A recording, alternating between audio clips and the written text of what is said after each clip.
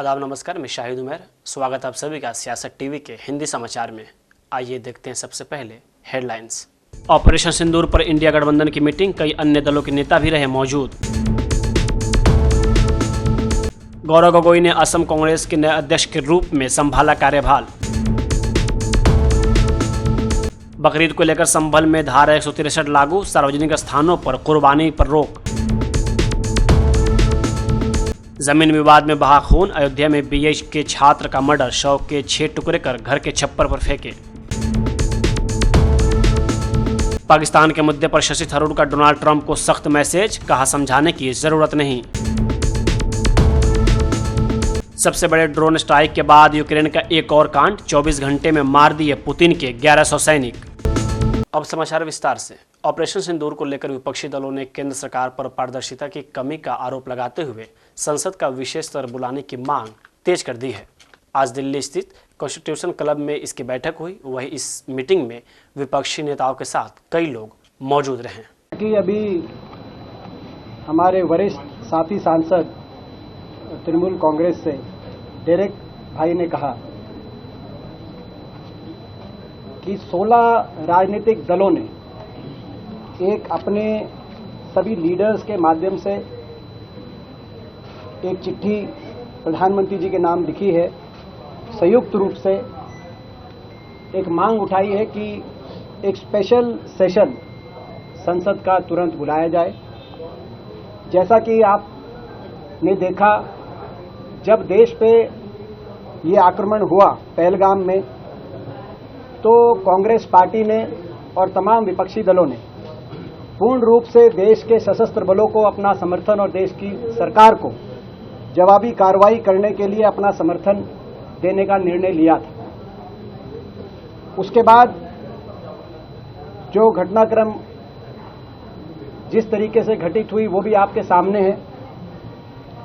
जब cease fire की घोषणा की गई अमेरिका द्वारा और उसके बाद के घटनाक्रम के बाद स्पेशल सेशन की हमने मांग उठाई और हमने कहा कि ये महत्वपूर्ण है कि एक और तो स्पेशल सेशन के माध्यम से सभी सांसद, सभी दल एकजुटता से अपने सशस्त्र बलों का धन्यवाद कर सकें और दूसरी ओर बिंदुवार पूरी घटनाक्रम पर सरकार अपनी बात रखे। पहलगाम आतंकी हमले से लेकर ऑपरेशन सिंदूर तक, ऑपरेशन सिंदूर से लेकर अमेरिका द्वारा सीज फायर की घोषणा तक और उसके बाद भी जो क्या क्या प्रयास किए जा रहे हैं पाकिस्तान को दुनिया में अलग थलग करने के लिए, उसमें कितनी सफलता मिल रही है। कांग्रेस नेता सलमान खुर्शीद ने मलेशिया में एक सर्वदलीय प्रतिनिधिमंडल के हिस्से के रूप में विदेश दौरे के दौरान यह बयान दिया कि जब आतंकवाद के खिलाफ मिशन पर हो भारत का संदेश दुनिया तक पहुंचाने के लिए, तो यह दुख है कि लोग राजनीति के फायदे के लिए बातें कर रहे हैं। क्या देशभक्त होना इतना मुश्किल है? यह बयान उन्होंने सोशल मीडिया प्लेटफॉर्म एक्स पर पोस्ट किया। इस बयान पर यूबीटी नेता संजय राउत की प्रतिक्रिया सामने आई है। देखिए, उसके ऊपर अब चर्चा नहीं होनी चाहिए। आप विदेश में देश के प्रतिनिधि बनकर जाते हो, किसी पार्टी के नहीं, ये मैं मानता हूं। और 370 का विरोध करना या समर्थन करना, उसके ऊपर कोई देशभक्ति का मापदंड नहीं लगा सकता। अपनी अपनी राय है। ममता बनर्जी के बाद लोकसभा सदस्य गौरव गोगोई ने आज असम कांग्रेस अध्यक्ष के रूप में पदभार संभाल लिया है और अगले साल होने वाले विधानसभा चुनाव में पार्टी का नेतृत्व करने के लिए पूरी तरह तैयार हैं। उन्हें यहां राज्य कांग्रेस मुख्यालय में निवर्तमान अध्यक्ष भूपेन कुमार बोरा ने बागडोर सौंपी, जिन्होंने 3 साल से अधिक समय तक राज्य की मुख्य विपक्षी पार्टी की कमान संभाली थी।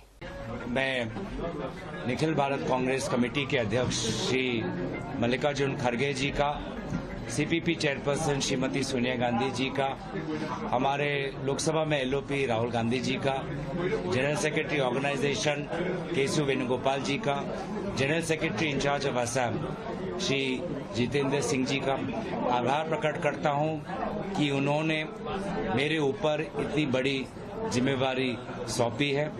हमारी कोशिश रहेगी कि हम आने वाले समय में कांग्रेस की एक सरकार असम में स्थापित करें।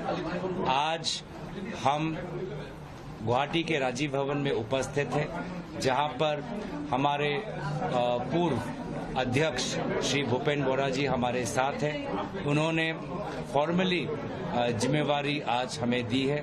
मैं उनका भी आभार प्रकट करता हूं, क्योंकि उन्होंने पिछले 4 सालों में बहुत ही मेहनत की है, बहुत ही महत्वपूर्ण निर्णय लिए हैं, जिस निर्णय से कांग्रेस की स्थिति और पहले से मजबूत हुई है। और हम आशा करते हैं कि आने वाले समय में सारे दल के नेतागण, विधायकगण, सांसदगण, हमारे कार्यकर्ता सभी मिलकर हम काम करेंगे। हमारे साथ हमारे विधायनी दल के दलपति सभापति देवव्रत सैकिया जी भी हैं। उन्होंने भी बहुत आशीर्वाद हमको दिया है और कांग्रेस पार्टी ने उन पर भी एक बड़ी जिम्मेवारी सौंपी है। इंडिया गठबंधन की बैठक के बाद शिवसेना यूबीटी सांसद संजय राउत ने कहा कि हमने प्रधानमंत्री को जो पत्र लिखा है उस पर 16 राजनीतिक दलों के हस्ताक्षर हैं। यह कोई सामान्य पत्र नहीं है, विपक्ष जनता की आवाज़ है। हम चाहते हैं कि देश में अब तक जो कुछ भी हुआ है उस पर चर्चा के लिए विशेष सत्र बुलाया जाए। अगर राष्ट्रपति ट्रंप के सुझाव पर विद विराम बुलाया गया था तो विपक्ष के बार बार अनुरोध के बाद भी विशेष सत्र क्यों नहीं बुलाया जा सकता? क्या हमें विशेष सत्र के लिए राष्ट्रपति ट्रंप के पास जाना चाहिए? जैसे कि हमारे साथी डेरेक जी, दीपेंद्र हुड्डा जी, प्रोफेसर राम गोपाल यादव जी ने बात की है और मैं कोई नई बात नहीं कहने जाऊंगा। ये प्रधानमंत्री को जो हमने लेटर लिखा है, जिसके ऊपर 16 प्रमुख पार्टियों का हस्ताक्षर है, ये कोई सामान्य लेटर नहीं है। हम प्रमुख अपोजिशन पार्टी है और अपोजिशन पार्टी देश की जनता की असली आवाज है। अगर हम चाहते हैं कि देश में जो हुआ है उसके लिए स्पेशल सेशन, एक विशेष सत्र बुलाकर चर्चा हुई तो लोकतंत्र की प्रतिष्ठा रहेगी और देश की जनता को सच पता चले। अगर प्रेसिडेंट ट्रंप से कहने से आप युद्ध विराम कर सकते हो तो देश की जो मुख्य अपोजिशन पार्टी के कहने से आप स्पेशल सेशन क्यों नहीं बुला रहे हो? क्या हमको स्पेशल सेशन के लिए प्रेसिडेंट ट्रंप के पास जाना पड़ेगा? हम तो हमारे प्रधानमंत्री के पास जाएंगे। तो इस हिसाब से हम सभी ने, प्रमुख विपक्षी दलों ने लेटर लिखा है और हम हमारी आवाज और हमारी बात कहते रहेंगे। कांग्रेस सांसद प्रमोद तिवारी ने कहा कि वक्फ संशोधन अधिनियम 2025 विवादास्पद और संविधान की भावना के खिलाफ है। उन्होंने कहा कि बहुत गंभीर ऑब्जर्वेशन के साथ सुप्रीम कोर्ट ने इसे एक्सेप्ट भी कर लिया है। उन्होंने कहा कि सरकार इसे चुनावी मुद्दा बनाना चाहती है। लोगों को जागरूक करने के लिए पोर्टल लॉन्च किया जा रहा है, हालांकि मामला अभी सुप्रीम कोर्ट में विचाराधीन है। देखिए, वक्फ पे जिस तरह कानून पारित हुआ है, ये कानून पूरी तरह विवादास्पद है, भारत के संविधान की मूल अवधारणाओं के खिलाफ। आर्टिकल 15 सब कुछ डिस्कस होना है, आर्टिकल 14, 15 और बहुत गंभीर ऑब्जर्वेशन के साथ सुप्रीम कोर्ट ने इसे एक्सेप्ट भी कर लिया, एडमिट भी कर लिया। तो जब सुप्रीम कोर्ट में स्क्रूटनी हो रही हो इस कानून की, उस समय सरकार को ऐसी क्या जल्दबाजी है? क्या चुनावी मुद्दा बनाना चाहते हैं? जो आपकी ऑपरेशन ब्लू स्टार से जनरल साहब ने जो पंचर किया है आपको, उससे ध्यान हटाने के लिए। यूपी के संभल जिले में ईद उल अजहा की तैयारियों को लेकर प्रशासन पूरी तरह अलर्ट मोड में है।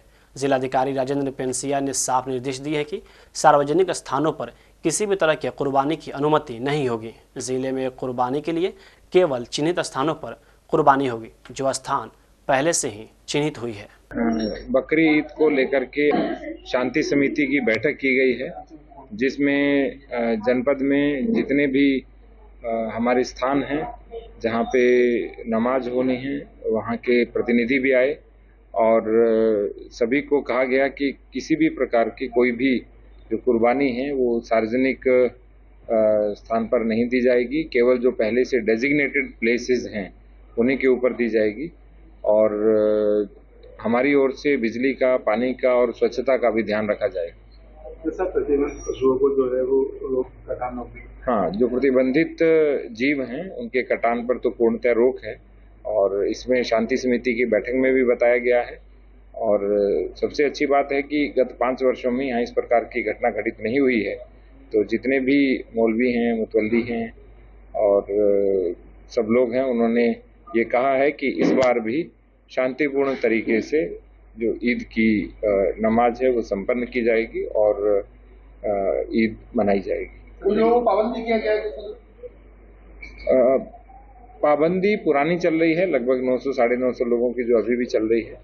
और जो धारा 163 ऑलरेडी लागू है और किसी भी प्रकार का कोई भी शांति को व्यवधान करने का प्रयास करेगा उस पर कड़ी कार्रवाई की जाएगी। सर, कुछ लोग जो है वो वीडियो भी बनाकर वायरल कर देते हैं।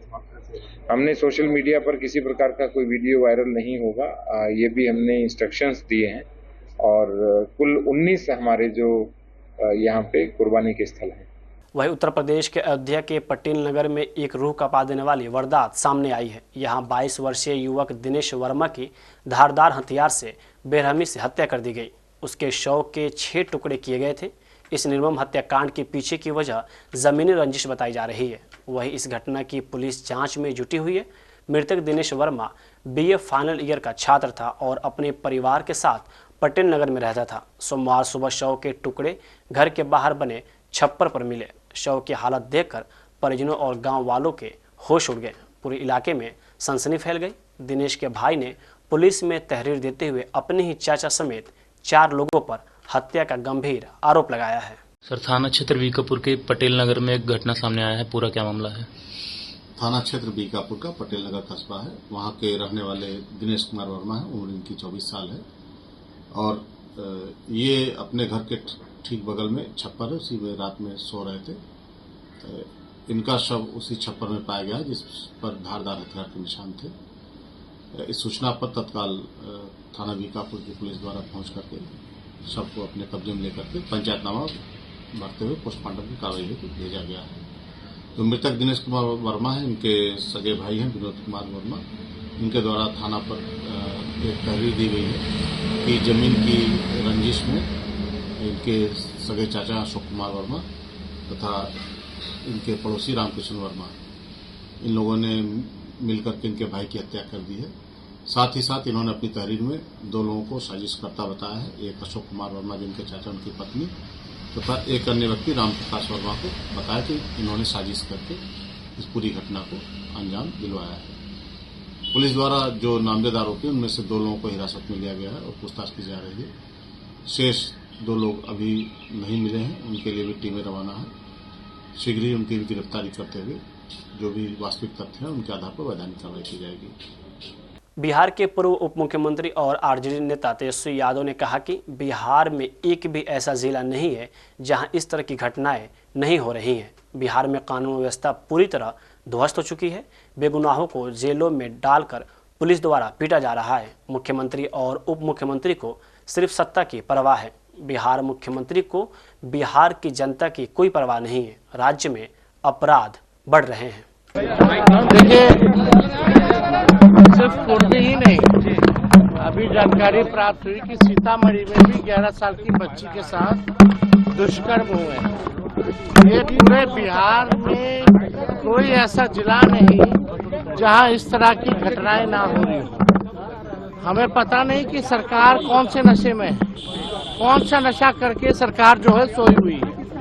पूरे बिहार में अराजकता का माहौल है, क्रिमिनलों का डिसऑर्डर हो चुका है, लॉ एंड ऑर्डर कोई देखने वाला नहीं है, पुलिस वसूली में लगी हुई है, निर्दोषों को थाने में पीटती है और कोई भी मुख्यमंत्री हो या 2 डिप्टी सीएम हो, उनको केवल कुर्सी से मतलब है, ना कि बिहार और बिहारियों से मतलब है। पूरी तरीके से घटनाएं बढ़ रही हैं, हत्या हो रही है, लूट हो रहा है, अपहरण हो रहा है। अभी कुछ दिन पहले ही जो है एक जगह बलात्कार हुआ था और हत्या हुई थी वो खगड़िया परबत्ता जिला में, वहाँ भी हम लोग मिलकर के आए थे। पूर्णिया में बलात्कार हुआ, अभी सीतामढ़ी में सुनने आ रहा है कि 11 साल की बच्ची के साथ गैंगरेप हुआ है। पूर्णिया में हुआ ही हुआ, और खास तौर पे मुजफ्फरपुर जिला में तो इतना क्राइम बढ़ गया, वो वही जिला है बालिका गृह वाला। तो लोगों को समझना पड़ेगा कि अब मुख्यमंत्री नीतीश कुमार जी अचेत अवस्था में है, ये नीति आयोग के बैठक में भी नहीं जाते हैं, केवल पॉलिटिकल कार्यक्रम में जाते हैं। इनको बिहार और बिहारियों से कोई लेना देना नहीं है, और ना ही कोई समीक्षा बैठक होती है। इतना अपराध बढ़ गया है लगातार, कहीं भी कोई भी समीक्षा बैठक नहीं हो रही। ट्रांसफर पोस्टिंग का धंधा चलेगा तो यही रहेगा, रिटायर्ड लोगों को दे दिया जाएगा ट्रांसफर पोस्टिंग का, डीजीपी के हाथ में कुछ रहेगा ही नहीं तो करेगा क्या। तो ये पूरी तरीके से सिस्टम एकदम नकारा हो चुकी है, सीएम एकदम थका हारा हो चुके हैं, बिहार इन लोगों से चल नहीं रहा है। और जो भी अपराधी बिहार में, अगर इन्वेस्टिगेशन अगर आप देखिए तो पुलिस का इन्वेस्टिगेशन का परफॉर्मेंस जो है बेहद पुअर है, और अगर इन्वेस्टिगेशन होता है, अदालत तक जाती है, तो अदालत से भी जो अपराधी हैं बेल लेकर के बाहर आ जाते हैं। भारत और पाकिस्तान के बीच ऑपरेशन सिंदूर के बाद सीज फायर पर सहमति बन गई थी। अमेरिकी राष्ट्रपति डोनाल्ड ट्रंप अभी तक कई बार सीज फायर का क्रेडिट ले चुके हैं।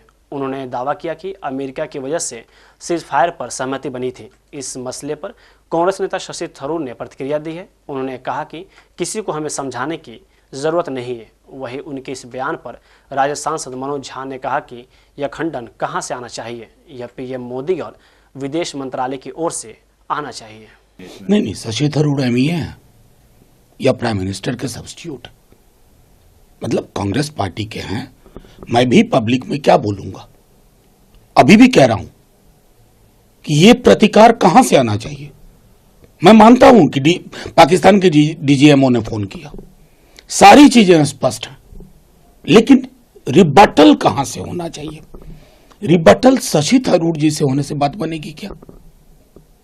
रिबटल प्राइम मिनिस्टर से होना चाहिए, in no uncertain terms, unambiguously and from the MEA. इसमें क्या मतलब रॉकेट साइंस के ज्ञान की तो जरूरत नहीं है। 12 बयान दे चुके हैं वो व्यक्ति।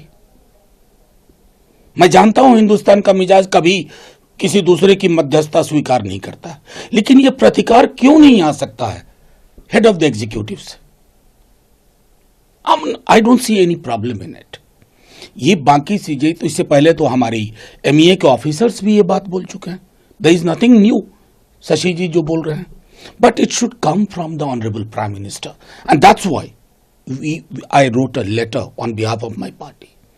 बहुत अनिश्चितता का माहौल है, मतलब हम जो कि पीड़ित पक्ष न जाने कितनी प्रयोगशालाएं नष्ट की हैं, आज ही नहीं पहले भी, लेकिन हमारा जो एक मिजाज कन्वे होना चाहिए दुनिया के देशों को, वो मैं चाहूंगा कि हमारे टॉप से जाए। आरजेडी सुप्रीमो लालू प्रसाद यादव के बड़े बेटे तेज प्रताप यादव के निजी जीवन को लेकर उठ रहे विवाद के बीच सांसद सुधाकर सिंह ने बड़ा बयान दिया है। तेज प्रताप यादव के समर्थन में आए आरजेडी सांसद ने कहा कि पत्नी मर गई या तलाक हो गया, शादियां होती रहती हैं। आरजेडी सांसद सुधाकर सिंह ने एक न्यूज एजेंसी से कहा कि तेज प्रताप यादव का यह निजी मसला है, पार्टी नहीं बल्कि व्यक्तिगत तौर पर हमारी राय है कि पिता के तौर पर लालू प्रसाद यादव को जरूर ध्यान देना चाहिए। मैंने कहा था निजी मसला है तेज प्रताप जी का, और हमारी अपनी राय थी व्यक्तिगत तौर पे, पार्टी के नेता के तौर पे नहीं, राष्ट्रीय अध्यक्ष जी के रूप में भी नहीं अपील कर सकते हम लोग, पिता के रूप में जरूर ध्यान देना चाहिए। आपने एक बात और कही थी कि 2-3 शादी हिंदू में जस्टिफाई। देखिए परंपराओं से रहा है, जस्टिफाई की मैं बात नहीं कर रहा हूँ। अब किसी की पत्नी मर गई है या तलाक हो गया है या कई कारणों से संतान उत्पत्ति नहीं हुआ है, उसके बाद भी शादियां होती रही हैं। ये हमारे यहाँ सामाजिक रूप से इसको मान्य माना गया है। कानून के नज़र में गुनाह हो सकता है, लेकिन सामाजिक रूप से मान्य माना गया है। उस संदर्भ में मैंने इस बयान को दिया था और डॉक्टर राम मनोहर लोहिया ने बहुत स्पष्ट शब्दों में कहा था, सप्त क्रांति उनकी किताब है, आप देखेंगे कि हर स्त्री और पुरुष में वह सभी रिश्ते जायज़ हैं सिवा बलात्कार और धोखा का।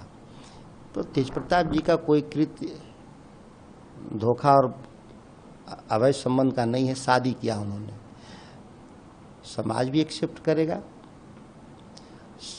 तेज प्रताप और स्वयं घोषणा करें कि वो क्या चाहते हैं, उनको सामने आना चाहिए, निश्चित तौर पर अपनी बात रखनी चाहिए लोगों तक। हालांकि ये पूरा निजी मसला है, बात रखें या न रखें इससे कोई प्रभाव नहीं पड़ता, लेकिन अगर वो सार्वजनिक जीवन में है तो अपनी बात रख सकते हैं। कांग्रेस नेता राहुल गांधी आज भोपाल के दौरे पर हैं। यहां राहुल गांधी संगठन सृजन अभियान की शुरुआत करेंगे। 2023 में कांग्रेस की करारी हार के बाद मध्य प्रदेश में संगठन को नई दिशा देने की कोशिश की जा रही है। यह उसी कार्यक्रम का एक हिस्सा बताया जा रहा है। सृजन अभियान के अलावा राहुल गांधी भोपाल में कई बैठकें भी करेंगे। राहुल गांधी के दौरे को लेकर मध्य प्रदेश कांग्रेस कमेटी के अध्यक्ष जीतू पटवारी ने लिखा है कि देश के हृदय प्रदेश की धरती पर जननायक राहुल गांधी का हृदय से स्वागत है। कांग्रेस के विचार और संस्कार को संगठन के सिद्ध संकल्प से नई ऊर्जा देने के लिए हम आतुर हैं। कैसे देखते हैं? ये भारतीय राजनीति के इतिहास का महत्वपूर्ण दिन है। हम सौभाग्यशाली हैं कि मध्य प्रदेश को अवसर मिला इस बात का। जातिगत जनगणना के नायक के रूप में राहुल गांधी जी ने जो देश में एक नई अलग जगाई है, नरेंद्र मोदी डिनाई करते करते, भारतीय जनता पार्टी डिनाई करते करते, मना करते हुए, क्रिटिसिज्म करते हुए फिर उनकी बात को मानना पड़ी। तो हमारे लिए सौभाग्य का विषय है कि सामाजिक न्याय के योद्धा राहुल गांधी जी आज भोपाल है। उद्देश्य क्या है? जो संगठन का सृजन के अभियान की शुरुआत करने, नींव का पत्थर डालने। कांग्रेस पार्टी में एक नया विचार जो ग्रामीण स्तर से लेके वार्ड स्तर से लेके बॉटम तक एक नया संगठन कैसे बने, पारदर्शी संगठन, उसकी शुरुआत करने। तो मैं मानता हूं आज का दिन बहुत महत्वपूर्ण दिन है। बीजेपी के पॉलिटिकल टूरिज्म पे आ रहे हैं भारतीय जनता पार्टी, राहुल गांधी आ रहे हैं जो नरेंद्र मोदी ने मजबूर होकर उनका राहुल गांधी जी के एजेंडे की बात मानी, मजबूर होकर भारी मन से। तो उसका जवाब, उसके लिए बीजेपी को राहुल गांधी का साधुवाद देना चाहिए कि नरेंद्र मोदी जी ने राहुल गांधी की जातिगत जनगणना की बात को स्वीकार किया। ये उनका, मैं तो बीजेपी को ये कहता हूं, स्वागत करो राहुल गांधी का, क्योंकि आपके प्रधानमंत्री राहुल गांधी की बात मानते हैं। वही जासूसी के आरोप में एक सरकारी कर्मचारी की गिरफ्तारी पर राजस्थान के नेता प्रतिपक्ष टीकाराम जूली ने कहा कि बीजेपी कोई भी आरोप लगा सकती है। एजेंसियों ने उसे हिरासत में लिया है और उन्हें निष्पक्ष जांच करनी चाहिए और जो दोषी हैं उनके खिलाफ कार्रवाई करनी चाहिए। हम एजेंसियों का समर्थन करने के लिए तैयार हैं, लेकिन जांच निष्पक्ष होनी चाहिए। कि भारतीय जनता पार्टी तो जो मर्जी जो बात बोल सकती है, उनको तो लाइसेंस मिला हुआ है, जो मर्जी आरोप जिस पे लगा दे। लेकिन एजेंसियों ने पकड़ा है, एजेंसी उसकी निष्पक्ष रूप से जांच करें और जो भी दोषी है उसके खिलाफ कार्रवाई करें। हम एजेंसियों के सहयोग करने के लिए तैयार हैं, हम जहां भी वो मदद चाहें वो मदद के लिए तैयार हैं, लेकिन जांच जो है वो पारदर्शी तरीके से होनी चाहिए। हम किसी का भी कोई ये नहीं, कोई गलत काम करता है उसका कांग्रेस कोई पक्षधर है, कतई नहीं। रूस पर सबसे बड़े ड्रोन स्ट्राइक के बाद यूक्रेन ने एक और गेम कर दिया है। जनरल स्टाफ के मुताबिक यूक्रेन ने पिछले 24 घंटों में पुतिन के 1100 सैनिक मार गिराए हैं।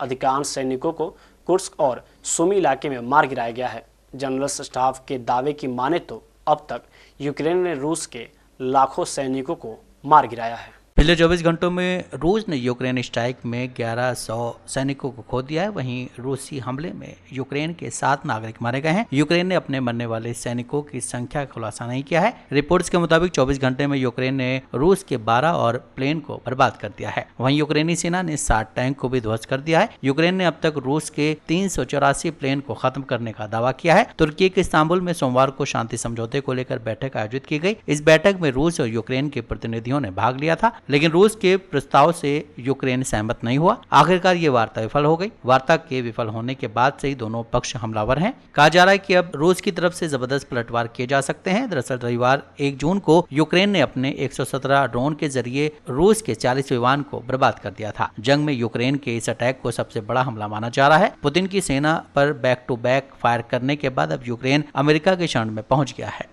हिंदी समाचार यहीं समाप्त होता है। मुझे दे इजाजत। बाकी खबरों के लिए बने रहें सियासत टीवी के साथ।